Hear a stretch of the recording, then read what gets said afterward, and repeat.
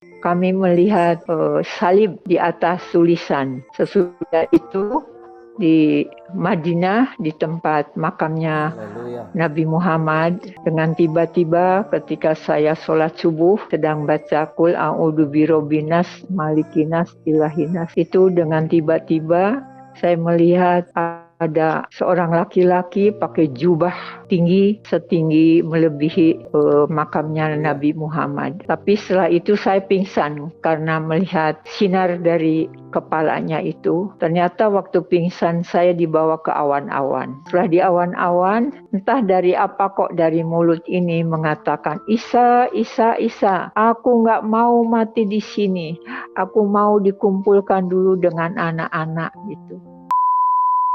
Bismillahirrahmanirrahim. Teman-teman, dengan jelas ya kita bisa mendengar bahwa apa yang dinyatakan oleh si ibu-ibu tadi, dia bersaksi bahwa telah melihat Yesus Christ dengan kronologi yang telah dia sebutkan. Namun kita sebagai seorang umat muslim juga memiliki beberapa riwayat untuk memberikan bantahan dengan hal tersebut. Tentunya ini bukanlah satu-satunya di mana ada seorang yang menyatakan melihat Yesus dan beberapa hal yang ada di Ka'bah. Sebab oleh karena itu saya bertambah kuat imannya. Oh, kalau begitu ya sudah, saya mau dibaptis. Akhirnya saya dibaptis di satu gereja. Nah, itu puji Tuhan, setelah dibaptis saya baru diutus oleh Tuhan. Karena ibu-ibu itu sudah murtad, dia murtad dari Islam gara-gara dia melihat Yesus. Katanya dia meyakini bahwa Yesus itu adalah Tuhan yang datang kepada dia memberikan hidayah, sehingga dia keluar dari Islam, memeluk agama Kristen, lalu memberikan pernyataan-pernyataan yang itu menurut akidah Islam tidak logis. Ya, kenapa saya menyatakan tidak logis? Karena memang kalau kita berkaca kepada para wali Allah, jangankan kita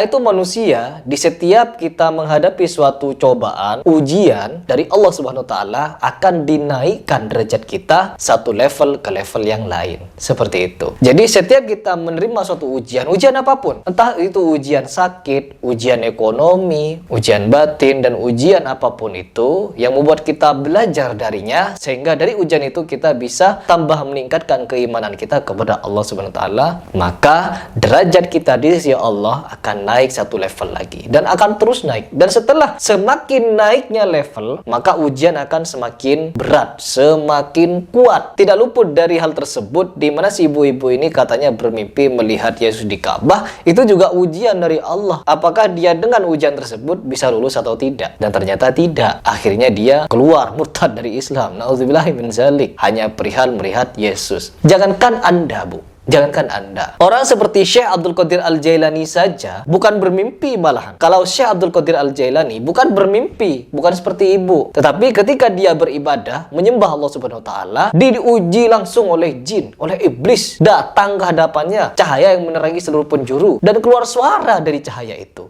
Mengaku Allah, mengaku Tuhan. Kalau orang sekarang diberi ujian seperti itu langsung murtad. Ya, langsung dia mengaku nabi. Contohnya sudah banyak. Ya, banyak sudah contohnya orang-orang mengaku nabi, mengaku Tuhan, mengaku Allah. Banyak sekali sampai menduduki Al-Quran, banyak. Tapi kalau orang terdahulu, karena mereka mengimani apa yang disampaikan oleh Rasulullah SAW, akhirnya ketika dia diuji dari satu tingkatan ke tingkatan yang lain, dari yang rendah sampai yang paling berat, sampai kesyirikan, dia tetap lulus. Karena apa? Iman yang ditancapkan ke dalam hatinya begitu kokoh dan mantap. Sehingga meskipun ada suara dari iblis, dia datang kepada manusia berupa cahaya yang menerangi seluruh penjuru, mengaku dia Tuhan, tetapi orang yang beriman kokoh mantap seperti Syekh Abdul Qadir Al-Jailani menolak apa yang telah disampaikan oleh si iblis tersebut. Dengan cara apa? Dengan cara berlindung kepada Allah SWT dari godaan iblis yang terkutuk. Itulah Syekh Abdul Qadir Al-Jailani. Karena apa? Setelah Nabi Muhammad tidak ada orang yang maksum lagi. Karena yang disampaikan oleh si iblis tersebut bahwa Syekh Abdul Qadir Al-Jailani dinyatakan telah dihalalkan apa yang haram baginya, telah dibebaskan apa yang menjadi kewajiban baginya. Itu kan luar biasa. Jadi siapapun kita orangnya tidak akan pernah lepas dari godaan setan. Karena memang di dalam Al-Quran, jin sudah bersumpah kepada Allah SWT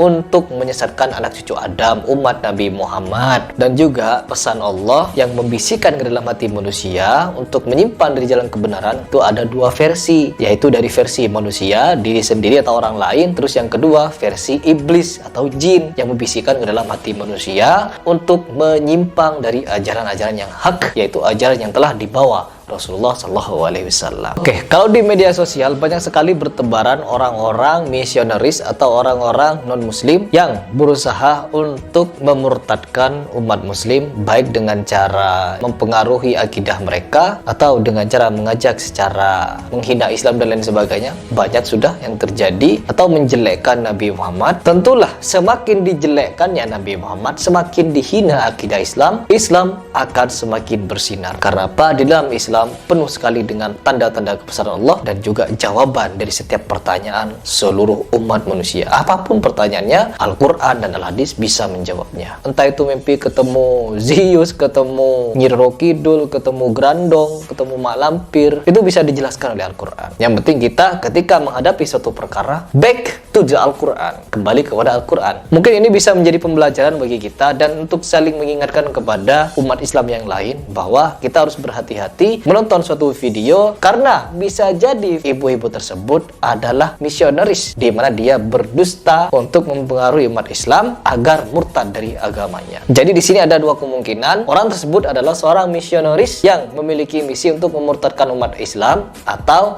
memang yang kedua dia seorang ibu-ibu yang mungkin derajatnya mau diangkat oleh Allah sehingga diuji dengan ujian yang sedemikian sehingga dia tidak mampu dengan ujian itu, keluarlah dari Islam rahmatan lil alamin. Ya, jadi ada dua hal tersebut.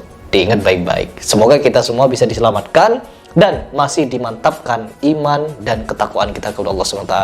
Dengan cara apa? Dengan cara saling mengingatkan dalam kebenaran dan kesabaran. Dan tentunya ya teman-teman, jangan pernah membuat dakwah Islam putus. Meskipun kita tidak memiliki ilmu yang setinggi langit gitu, tapi kita tahu satu ayat, beberapa ayat, sampaikan meskipun satu ayat. Itu pesan Rasulullah. Menyampaikan satu ayat untuk mengingatkan orang dalam kebenaran itu adalah lebih baik daripada kita diam ketika melihat kemungkaran depan mata kita. Saya Pras, apabila di video ini ada yang salah atau menyimpang dan menyinggung, itu murni dari kekhilafan kebodohan saya. Tapi apabila yang benar, itu murni datangnya dari Allah SWT.